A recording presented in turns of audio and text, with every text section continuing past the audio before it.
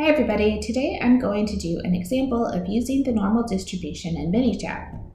In our example, the volume of an espresso is normally distributed with a mean of 0.85 ounces and a standard deviation of 0.8 ounces. We want to find the percent of espressos that are between 0.8 and 0.9 ounces, the percent of espressos that are over 1 ounce, and the percent of espressos that are under 0.78 ounces. So let's head over to Minitab and get started. So I'm starting at a blank page and I'm going to go to graph. Then we're going to go down to probability distribution plot. Then we'll click on view probability and select OK. We are using a normal distribution, so we don't need to change that, but we do want to put in our mean and our standard deviation. We were given a mean of 0.85 and a standard deviation equal to 0.08. Then we're asked if we want a specified probability or a specified x value. We have values of x, so we want to click on a specified x value. Now, my pictures aren't showing here, but usually it shows curves. But luckily, it also has words with it. So let's think about what we have. We have two numbers. We're trying to find the probability that it's between 0.8 and 0.9. So between means we're in the middle of two values. So I'm going to click middle, and it says, what are your two values? So we have 0.8 and I have 0.9. I'm going to click OK, and then OK again.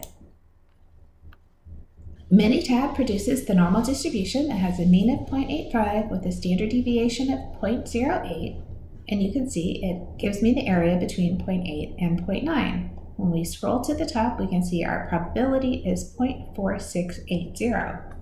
So let's try our next problem that said over 1. So we're going to go back to graph, back to probability distribution plot, view probability, click OK.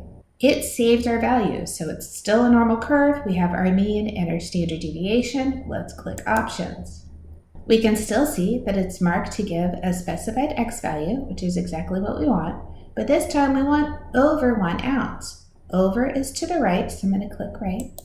That's going to change it to only one x value. We put in 1.0. I select OK and OK. Now the graph changes. I still have my mean and standard deviation, but down here I can see 1 and I can see to the right. To the right, it says the probability is 0.03040. So let's do one more. Our last problem said the probability the espresso was under 0.78. So back to graph, back to probability distribution plot, view probability, OK.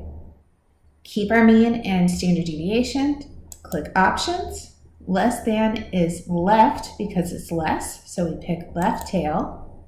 We change the x value to 0.78.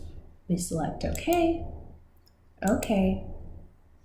Here's our new graph. We can see the 0.78 on our graph. We can see our area of 0.1908, and the area is the same as the probability. So this says about 19.08% of the espressos in this machine would have less than 0.78 ounces.